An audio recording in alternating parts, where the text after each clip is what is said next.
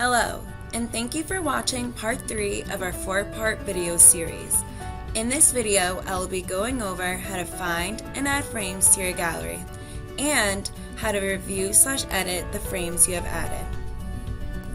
Before we get started, make sure you watch parts 1 and 2 of this video series, where we will walk you through the settings page. There are 2 methods to add frames to your gallery. The first method on the left is to use the drop-down menus.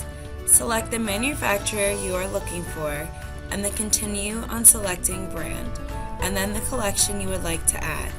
If desired, you can add whole manufacturers, brands, or collections at once. Just keep in mind that the more frames you add, the longer this page will take to load, so you may want to avoid adding the entire frame manufacturers. But don't worry, it won't slow down your final gallery, just these setup pages. The second method on the right is a simple text box search, but first select what you are looking for, either style, collection, brand, manufacturer, or UPC code. Then start typing in the text box. After you've entered the first 2 characters, the text box will offer suggestions based on what it thinks you are looking for, and will narrow suggestions down the more you type. Your search results will appear below. You have the option to either add all the frames in your search results, or you can select the frames individually by checking the boxes. Once you've selected your frames, they will appear in the gallery sandbox.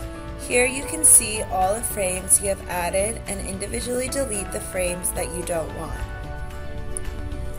Always click Save Settings when you're done with a page. If you don't, your changes will not be saved. Now that you have selected your frames, the next step is to review and edit them before making them live. We suggest that you delete any frames that have no images to preserve the look and feel of your gallery.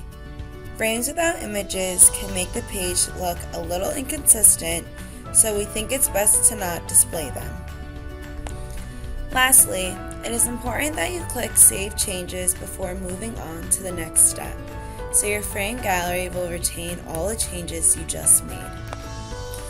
These frames are not yet published to your gallery. The next step will be to publish. Stay tuned for the next video when we'll go over this last easy step.